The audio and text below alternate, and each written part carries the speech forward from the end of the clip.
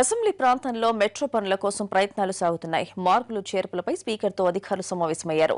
మరిన్ని విషయాలతో వివరణ కోసం మరోసారి భేటీ కానున్నారు. అది జరిగిన తర్వాత పనులు ప్రారంభం కానున్నాయి.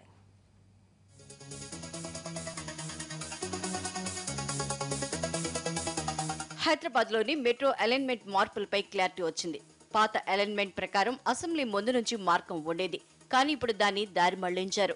హెరిటేజ్ నిర్మాణాలున్న చోట పిల్లర్లు ఏర్పాటు వంటి అంశాలపై స్పీకర్ మసూదనాచారి, మండలి చైర్మన్ స్వామిగౌడ్లకు అధికారులు వివరించారు.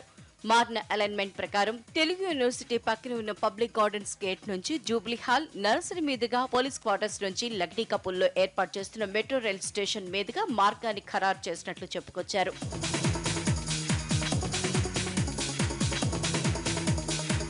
అలైన్మెంట్ ప్రకారం పిల్లర్లు ఏర్పాటయ్యే ప్రాంతంలో జూబ్లీ హాల్, అసెంబ్లీ భవనాలు ఉంటాయి.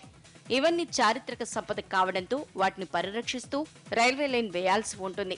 ఈ క్రమంలో ఎలాంటి జాగ్రత్తలు తీసుకుంటున్నారు, నిర్మాణం జరుగుతున్నప్పుడు భద్రతా చర్యలు ఎవరు తీసుకుంటున్నారు అనే దానిపై స్పీకర్ సందేహాల్ని లేవనెత్తారు. అయితే వీటితో పాటు టెక్నికల్ అంశాలపై త్వరలోనే నివేదిక ఇస్తామని వివరణ ఇచ్చారు అధికారులు. దీంతో మరోసారి భేటీ జరగనుంది. అసెంబ్లీ పరిసర ప్రాంతాల్లో అలైన్మెంట్ మార్పుల మీద క్లారిటీ రావడంతో ఇక త్వరలోనే పనులు ప్రారంభం కానున్నాయి.